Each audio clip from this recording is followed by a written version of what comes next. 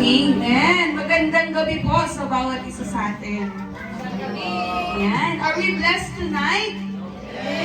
Amen. At ito rin po ang unang araw ng ating pong simbang gabi. At nagpapasalamat tayo sa Panginoon sa pagpunta niyo po sa ating iglesia ngayong po gabi ito. Salamat po sa Panginoon.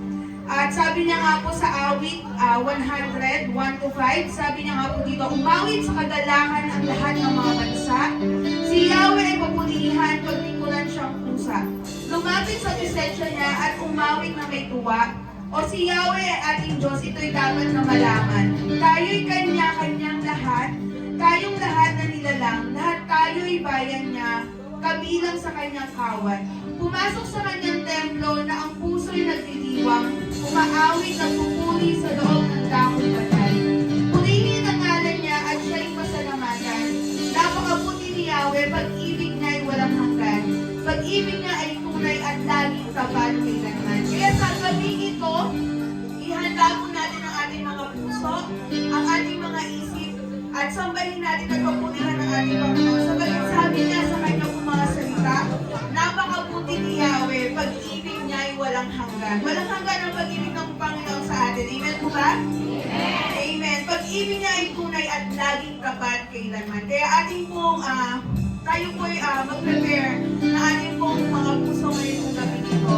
At tayo po'y magsitalin lahat na tayo po'y manalangin.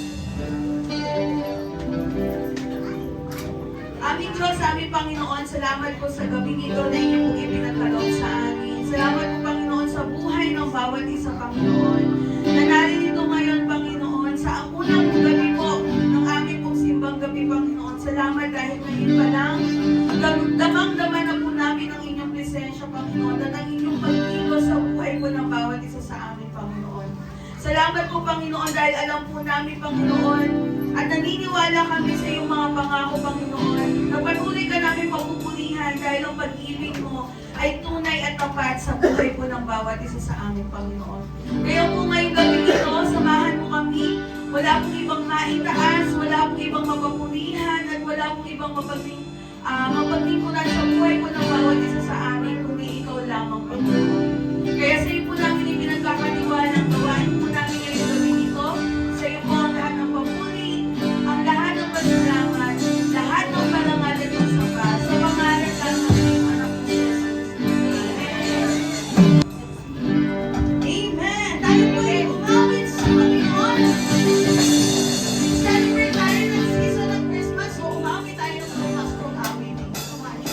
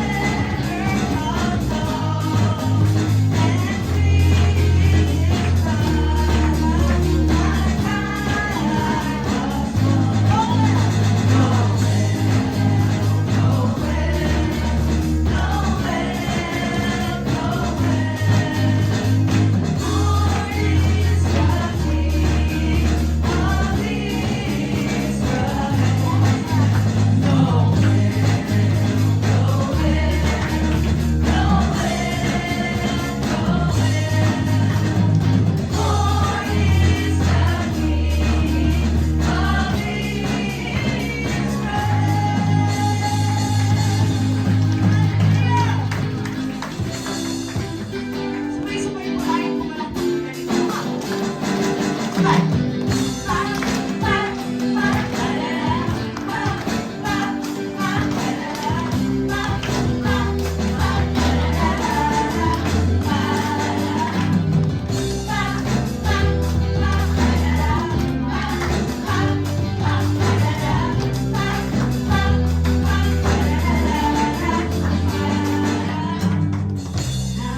ko sana awitan ka ngayon,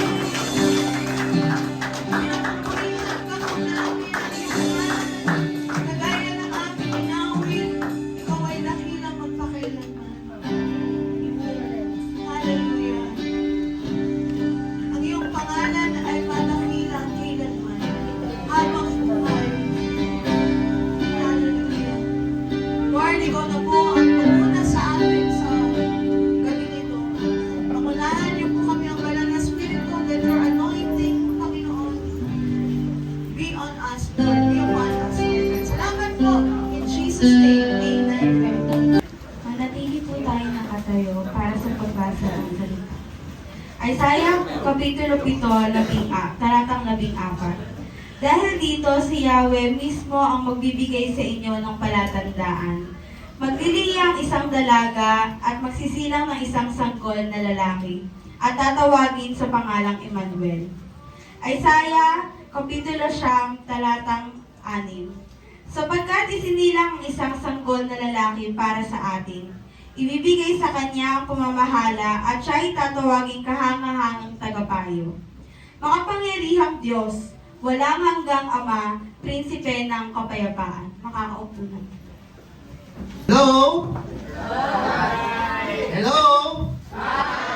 Tignan mo nga yung katabi mo kung nakakasama mo palagi yan pag Sunday. Amen. Ano muna tayo ha? Blessed family, palakpak! Second service, palakpak! Balancing balance. Yung mga nasa gilid, mga nakabayad na ba yan? Salamat po sa Panginoon dahil sa gabing ito, hindi po namin inaakala na ganito karami yung dadalo sa simbang gabi. Welcome po ulit sa ating iglesia at welcome po sa unang simbang gabi. Palakpakan po natin ang ating Panginoon Diyos na buhay. Hallelujah! Tayo po'y manalangin, Panginoon. Salamat po, Panginoon, sa buhay po ng bawat isa. Salamat po, Panginoon, sapagkat ang iyong dakilang pangalan, dakilang pagmamahal, dakilang biyaya, masaganang awa sa buhay po ng bawat isa ay sumaamin, Panginoon. Marami po salamat sa buhay ng bawat isang narito na nagtitiwala at naniniwala sa iyong mga pangako na hindi sila lalabas sa iglesyang ito na wala po silang nakukuhang revelasyon na nanggagaling sa iyo, Panginoon. Sa buhay po ng bawat isa, salamat, Panginoon, dahil iningatan niyo po sila sa kabila po ng panahon, umuulan, pero ginusto pa rin nilang makita. Ginusto pa rin nila, Panginoon, na marinig ang iyong mensahe, Panginoon, sa gabi ito, Panginoon. Maraming pong salamat sa iyo po namin pinagkakatiwalang lahat ng ito sa pangalan ni Kristo Jesus. Amen. Palakpakan po natin ang ating Diyos na buhay. Pagsimbang gabi po, ano po yung naiisip po natin? Parang mga malulungkot na naman kayo ha. Di ba pag simbang gabi, ang nakikita natin sa kalsada, Christmas light, di ba? Mga batang nangangaroling, yung salitang tawad, tawad po. Yun, naririnig natin. Yung mga niluluto sa kalsada, puto bumbong, bibingka, bigayan ng regalo. Amen? Pag Pasko, ganun po yung naiisip po natin.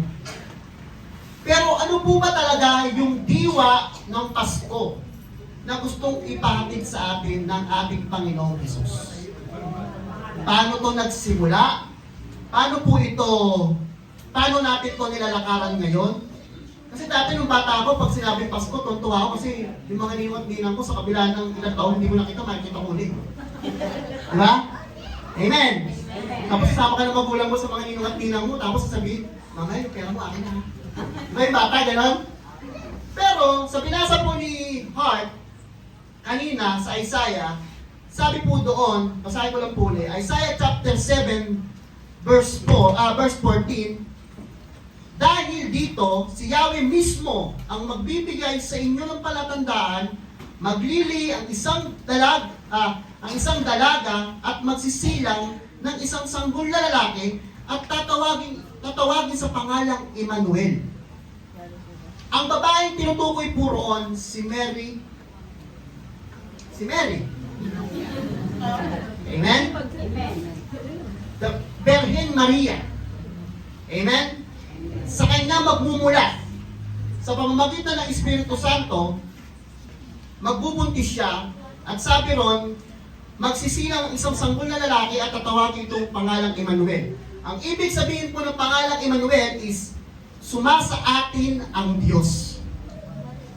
Amen. Hindi lang siya basta pangalan, mga kaibigan. Sumasa atin ang Diyos. Pag nasa puso mo ang Diyos, nandyan ang pagpapala. Amen? Pag nasa atin ang Diyos, naandyan ang kalakasan.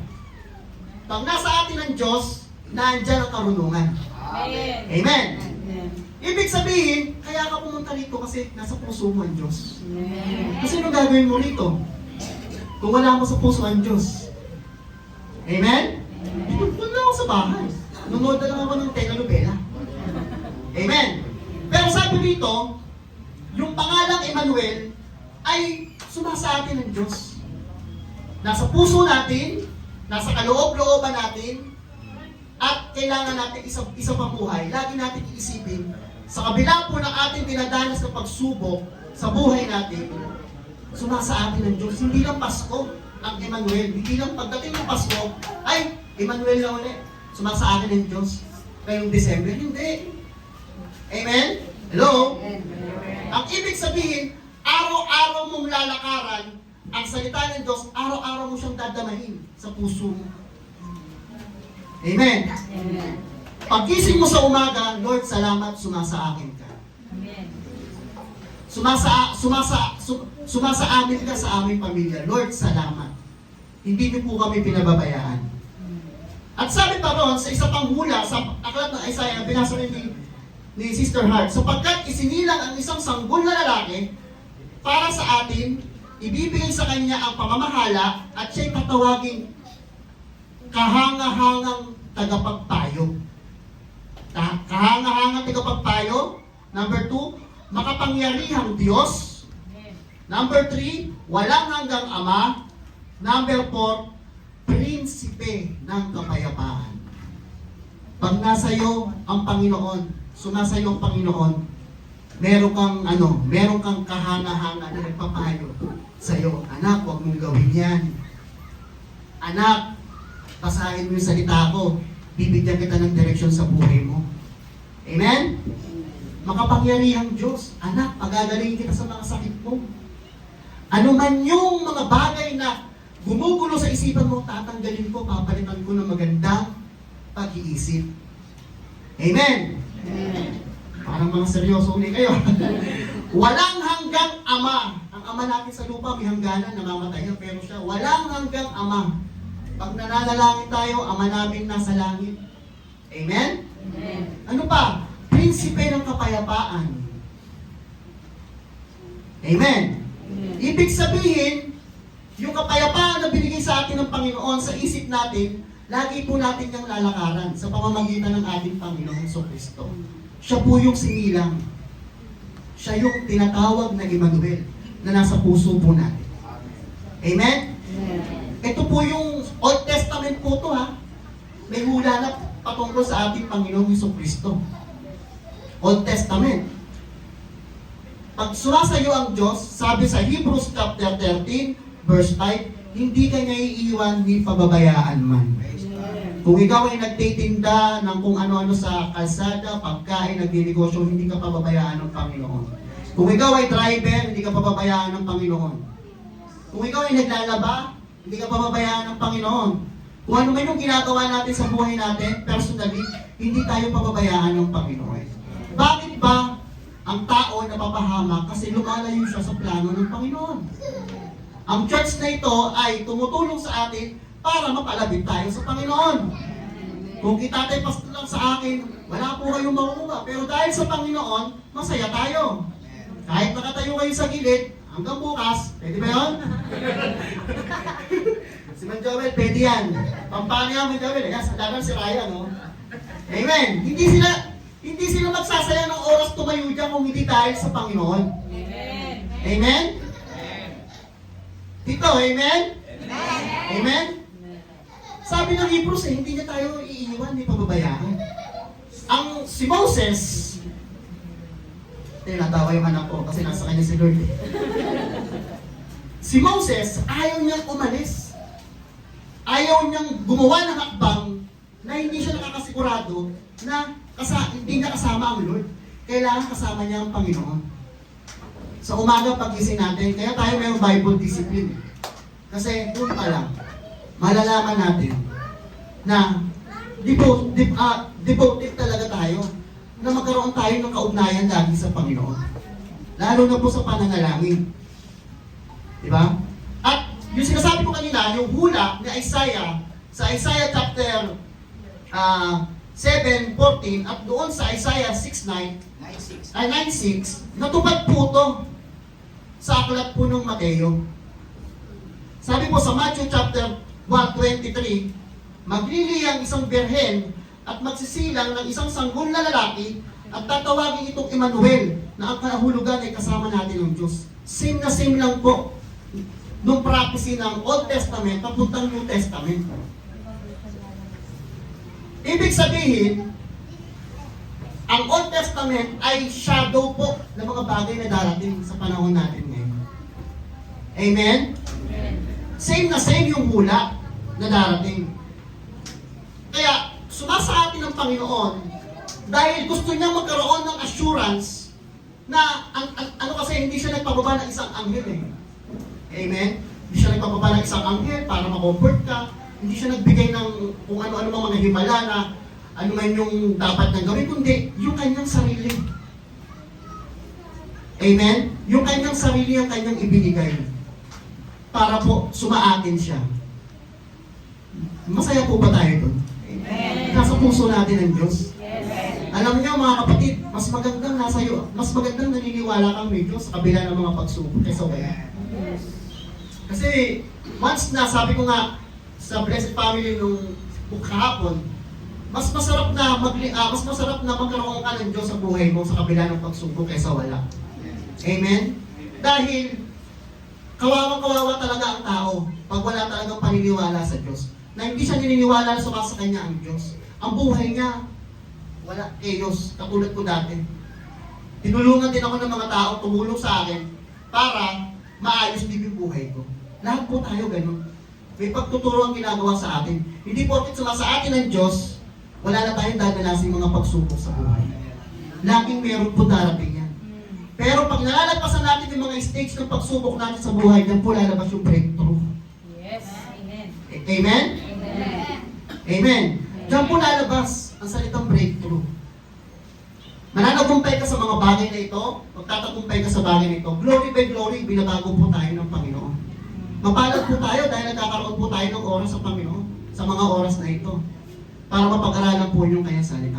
Mapalad po tayo dahil yung kaisipan natin, ngayong gabi na to, ay umatin sa gawain ng Panginoon. Marami sa mga oras na ito, nagsasaya, nagiinom, nagbabar, nag-ano, kung ano pinagagawa, nagsusugal. Pero tayo, mapalad tayo, nandito tayo. Amen? Mapalad tayo, may oras tayo sa salita ng Diyos. Ang salita kasi ng Diyos ang nagbibigay sa atin ng karunungan eh, para magawa natin ang kanyang kalooban. Kung hindi natin babasahin ng Biblia, kung hindi tayo makikipag-isa sa Kanya, kahit po tumadalo tayo, mahihirapan pa rin tayong panindigan, tumindig sa paniniwala para sa Kanya. Amen? Mabilis lang po ito kasi nandiyan naman sa tatay ko. Bahala na siya sumalo. Diba? Sabi po, doon sa aklat ng Colossus 1:17, at siya'y una sa lahat ng bagay, at ang lahat ng mga bagay ay nangabubuhay dahil sa Kanya. Lahat tayo nabubuhay para sa Panginoon. Alam niyo yung kantang, walang sino man ang nabubuhay para sa sarili. Wala pong nabubuhay para sa sarili lamang. Amen? Yes. Amen. Paglakad mo, paghinga mo, lahat yan para sa Diyos. Lalo na po yung pagtatrabaho po natin mga tatay, lahat yan para sa Diyos. Kasi once na nagtatrabaho tayo sa kabila ng init, sa kabila ng ulan, umulan kanina, biglang uminit, di ba? Basa ka, paglagpas mo sa isang bahay, tuyo ka na kasi biglang uminit. Pero yung protection ng Diyos nasa atin. Kasi alam ng Diyos eh. Ikaw pinagkatiwalaan mag-provide sa pamilya mo, kaya alam ng Diyos yung gagawin niya sa'yo. Amen? Amen, Mami Sugar? Amen. Diba? Alam ng Diyos ang gagawin niya kasi alam niya eh. Hindi pwede magkasakit yung taong nagpo-provide sa pamilya. Lalo para sa pamilya yung ginagawa niya para sa kanyang mga anak. Kaya lahat tayo mga kapatid, nabubuhay tayo para sa Diyos, hindi po para sa ating sarili. Kasi pag nabuhay ka sa sarili mo, mahirap po yun. Mahirap pong ano yun. Ikaw lang nabubuhay sa sarili mo, mahirap yun. Pero dahil mahal tayo ng Diyos, tinuturuan niya tayo magmahal sa iba. para mabuhay tayo sa kapurihan po ng ating Panginoong Hesus. Palakpakan po natin ang Lord. Amen? Ano pa? Kung sumasa atin ang Panginoon, ang sabi po doon, sa Aklat ng Korinto 3:16, hindi ba ninyo nalalaman na kayo'y templo ng Diyos at ang Espiritu ng Diyos ay nananahan sa inyo? Kaya kung sinisira mo yung katawan mo, sinisira mo yung sarili. Amen? Wala kang ginawa sa Diyos. Sabi nga ng Lord wala yung ginawa mo sa kapwa mo, ginawa mo sa akin. Kaya sumasa atin siya. Wala kang ginagawa sa kapwa mo, hindi mo ginagawa sa Diyos. Kung sinasaktan mo ang iyong sarili, sinasaktan mo ang Diyos. Amen? Kung sinisira mo yung katawan mo, di ba? Sabi nga sa isang, na ano ka lang o birthday mo ngayon, anong wish mo? Good health. Good health ka ng good health ang wish. Lakas-lakas mo naman uminom ng anak. Ako, magre-request ka sa birthday mo ng wish ng good health. Di ba? Ibig ko na sabihin, tayo ay templo ng Diyos. Ibig sabihin, yung katawan natin, pang Panginoon. Amen? Amen. Sasamba tayo sa Diyos. Pag may nagpa-awit, tumaas tayo ng kamay. Nagsisimpulo yan na ang pagtaas ng kamay sa Diyos sa pag-awit, simbolo yan, sinusurrender mo yung buhay mo sa Kanya. Biniwelcome mo yung Espiritu na nasa iyo. Pinapagyaman mo. Amen? Kasi mahirap po yung Espiritu, nagigilip, nasasaktan siya. Nasasaktan po yung Espiritu nasa puso natin. Pag ang gusto ng Diyos, na gusto natin gawin, pero hindi natin ginagawa. Amen? Amen. Yun po yun. Kaya ang Pasko po, hindi lang siya, kumbaga, ngayong December, araw-araw. Araw-araw kailangan mapagbigay ka, mapagmahal ka. Kung may asawa ka, mahalin mo asawa mo. Amen? Kasi, doon natutuwa ang Diyos. Sa bahay niyo ba, sumasainyo ang Diyos? Amen. Amen? Sa amin, sumasa amin ang Diyos. Amen? Sa mga anak ko, sumasa kanila ang Diyos. Kasi tuwing gabi, pag hindi makatulog itong panganay ko na walang prayer si Johan, minsan, naano na kami mag-asawa lahat ng no? Parang nagigilty kami kasi nakakalimot kami. Pero yung anak ko, Tatay, let us pray. Tapos yung si Ryan, amen? Minsan yung bata yung nagtutulak sa atin para mapalapit tayo lalo sa Diyos. Amen? Tayo, ang templo ng Espiritu Santo. Kaya pag-ingatan po natin yung katawan po natin. Amen? Sabi po sa 2 Thessalonians 3:16, ngayon, ang Panginoon din ng kapayapaan ay magbigay nawa sa inyo ng kapayapaan sa buong panahon at sa lahat ng paraan, ang Panginoon ay sumainyo nawang lahat. Colossians ulit, chapter 1, verse 16.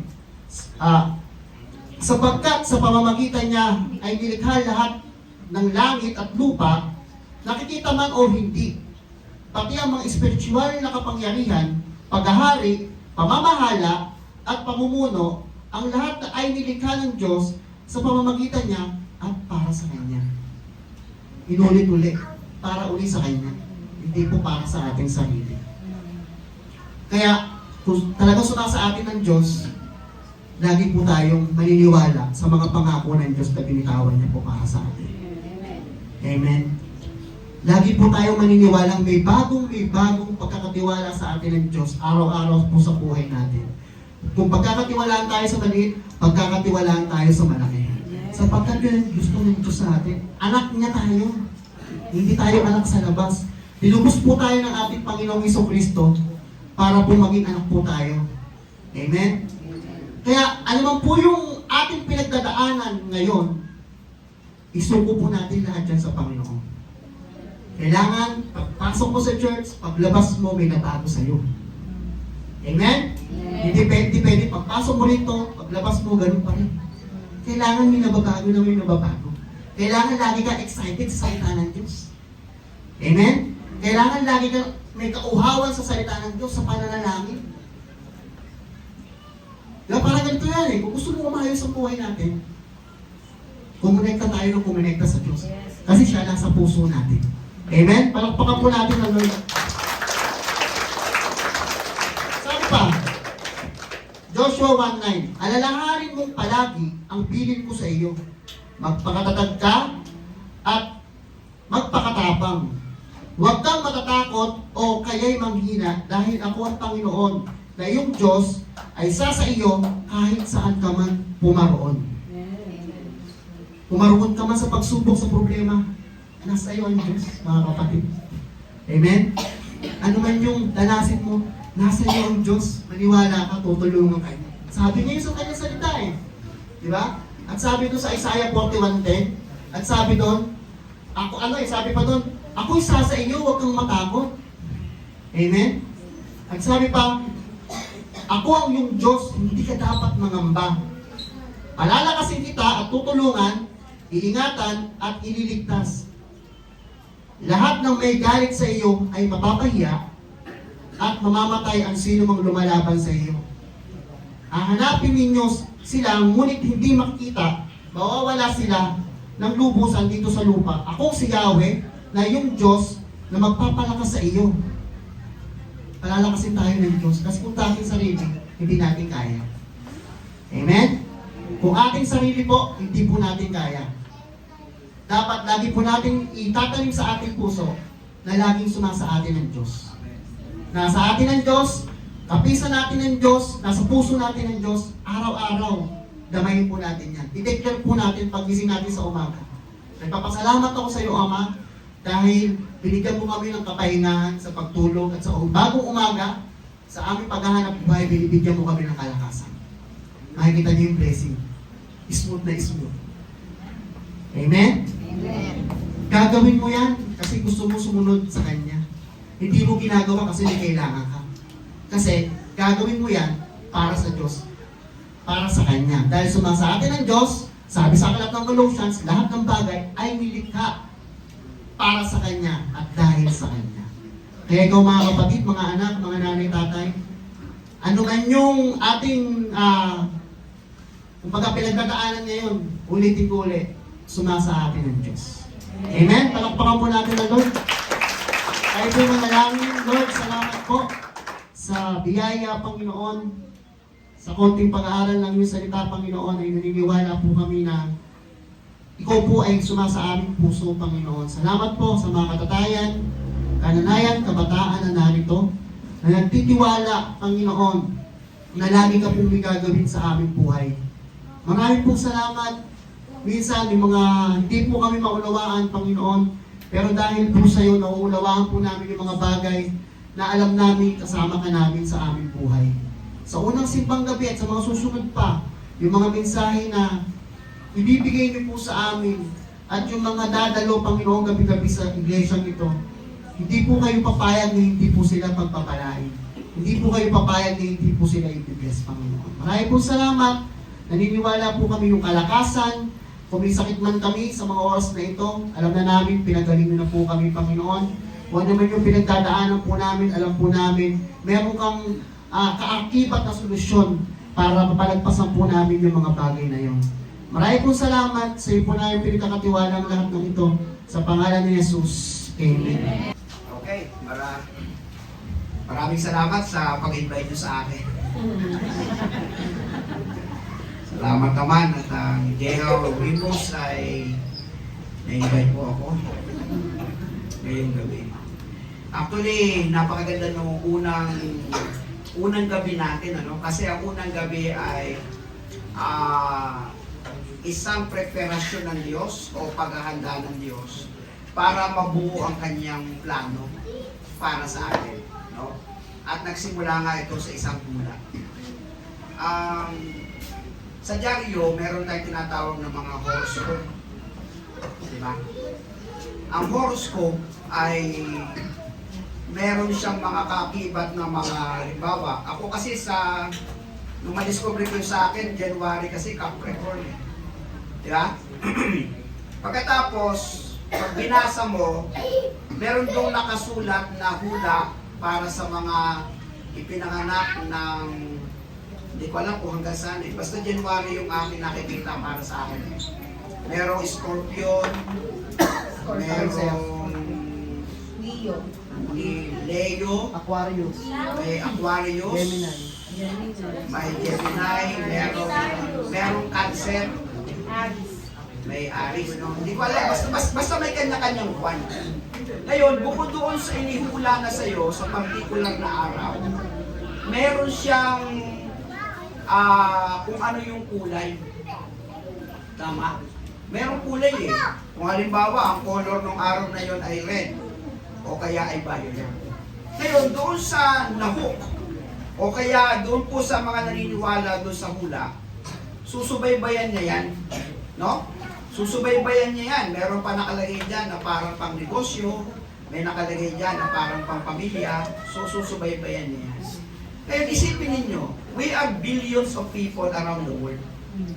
O kaya dito na lang sa Pilipinas, we are millions of people around the world. Sa palagay nyo, meron tatama o walang tatama? Di ba meron? Halimbawa, violet ang nakalagay ng kulay. We are millions around the world. Meron kayang hindi tatamaan na violet? Meron. Meron! Halimbawa, we are millions around the world. Meron nakalagay doon na ikaw ay aangat ang iyong negosyo. Sa palagay nyo, in millions of people, walang aangat ang negosyo sa araw na yun? Meron. Tama? Okay. So dahil meron pong ganong istorya sa bawat hula, na nahuhuk ang tao, ibig sabihin nadadala sila para paniwalaan yun. Kaya tuwing sila mabubuhay sa bawat araw, bibili ng dyaryo, titingnan yung kanilang kapalaran. Tama ba? Titingnan yung kanilang kapalaran. Titingnan kung ano yung kulay ang swerte at yun ang kanilang isusuot. Tama ba? Yung mga mananaya sa mga loto, sa mga ano pa ba mga yan, sa mga wedding, o ano man yung mga na pwedeng numero naman. O ano naman ang mga hinuhulaan dyan? Birthday ng asawa, birthday ng anak, anniversary. Tama ba? Sa millions of people around the world, palagay nyo, meron hindi tatama? Siyempre meron tatama dyan. Tama? Ngayon, pag nabalitaan ito ng mga taong tumama sila sa ganung numero, may hikayat ang buong mga tao para paniwalaan. So, ibig sabihin, gumagawa ang tao sa tao ng mga sistema at pamamaraan para makapagpaunlad o makapagpapaniwala ng mga hulang pwede nilang paniwalaan at doon na nila i-rely ang kanilang buong buhay. Tama? Doon na sila talaga, hindi na talaga sila titingin sa Diyos. Hindi na talaga sila mananalangin. Magtatanungan na lang sila kung ano yung kanilang itataya, kung ano yung kulay na susuotin, at kung ano ang sinasabi ng kanilang mga horoscope na sinasabi. Pagkatapos, meron pa tayo makikita sa YouTube ng mga ilang magagaling na mga manghuhula na kung saan ay humuhula ng mga darating na panahon na sinasabing ito ay natutupad. Tama ba? At dahil sina Notre Dame, yan, na kung saan ay humula ng iba't ibang hula na nagkaroon ng katuparan, di ba? Pero alam nyo, sa lahat ng mga halos mga manghuhula, o sino man sila, sinasabi pa lang nila na andyan na yan at nakasulat na sa Biblia. Naunawaan po ninyo. Yung hula na magkakaroon ng taghirap, nasa Biblia na eh.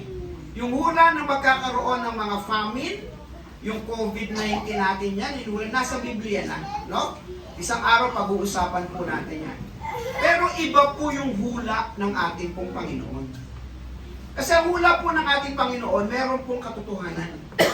At meron pong kabuluhan, hindi lamang sa buhay na ito, kundi hanggang doon sa kabilang buhay. Tama po ba? Lahat po ng hula sa mundo, pangmundo lang. Pero ang hulang ibinigay ng Diyos sa atin, isang lalaki ipapanganak ni Birheng Maria, tatawagin Emmanuel, hindi yan panglupa lang. Yan po ay panghabang buhay. Ang ibig sabihin ng Emmanuel, sabi nga ng ating tagapagsalita, hindi ka sasamahan ng Diyos. Kasama mo ang Diyos. Diba? Magkaiba po yung sasamahan. Kung saan ka pupunta, sasamahan. Magkaiba po yun kaysa dun sa kasama mo ang Diyos sa iyo. Ibig sabihin, kahit saan ka pumunta, matulog ka man dyan, ano man ang iyong ginagawa, kahit na ikaw ay magkaroon ng agam-agam, hindi papasok sa isip mo. Bakit? Kasi kasama mo ang Diyos. Ang ganda nung preaching ngayong gabi. Kasi ang kasama natin, ang sabi niya, makapangyarihang Diyos. Prinsipe ng kapayapaan. No?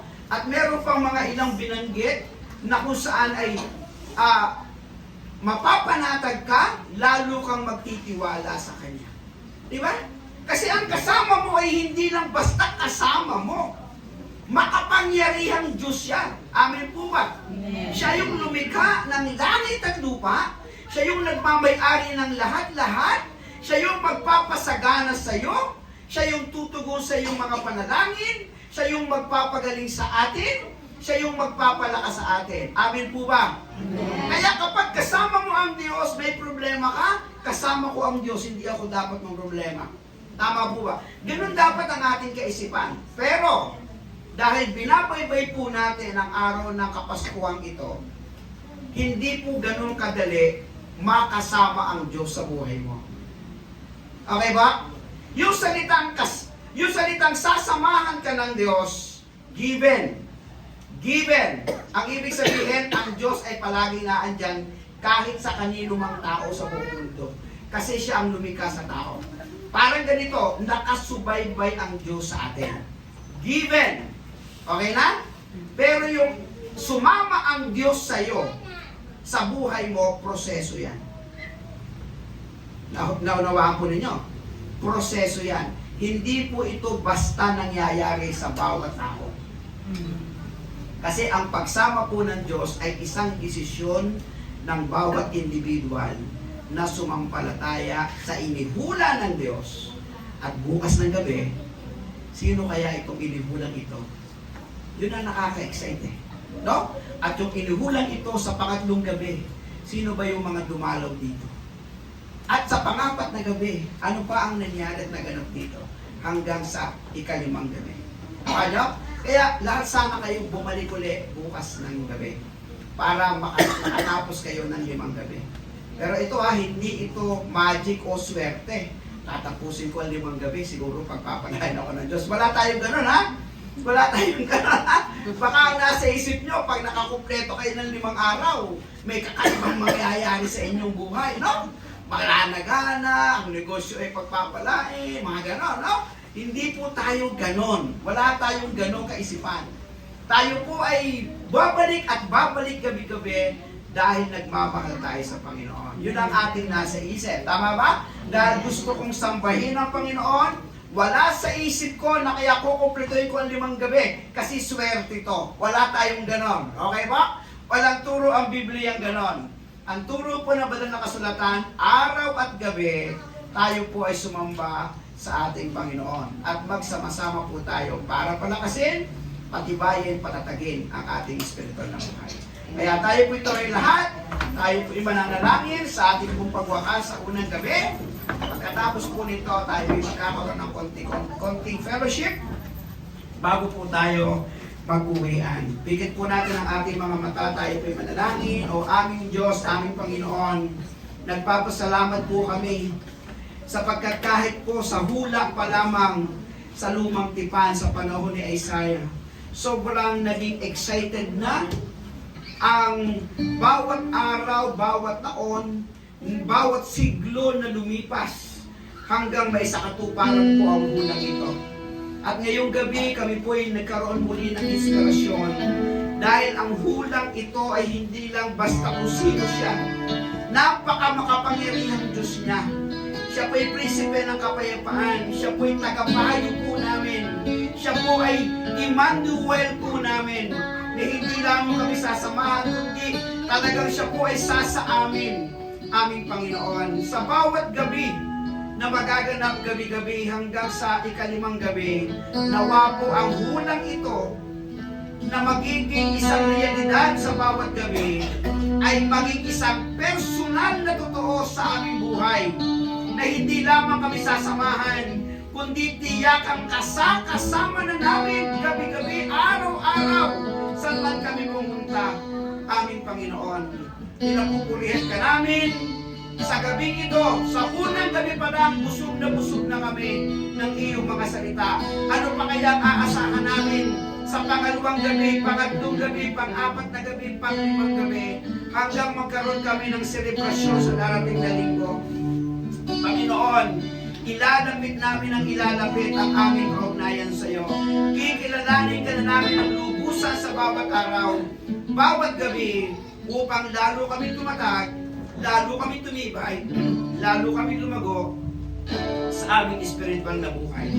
At sa gabing ito, sa Diyos Ama na nagmahal sa amin, nagbigay ng isang payak at ganap na hula para sa aming kaligtasan na aming po tinutuklas sa bawat gabi sa Panginoong Jesucristo, na bago siya umabot sa ganitong antas ng kanyang pamimisyon, ay dumaan sa isang proseso ng paghula. Nakikilalanin namin bawat gabi sa banal na Espiritu na siya ngayon ay kasama namin. At kung paano po itong pagtitibayin, yun po yung aming gagawin sa bawat gabi, aming Diyos. Nawa ang pagpapalang ito ay manatili sa aming buhay mula ngayon at magpakailanman. Amen and Amen.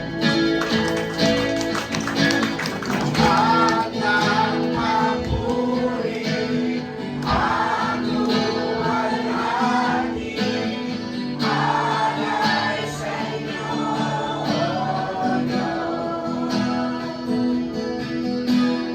ang aming puso, ang aming buhay, alay sa pagsamba. Lahat ng papuri, anuwalhati, alay sa inyo, O Diyos. Ang aming puso, ang aming buhay, alay sa pagsamba. Alay sa pagsamba.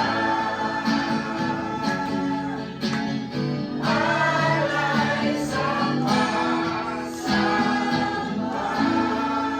Ang pinagpala ng Diyos ngayong gabi, magsabi ng Amen.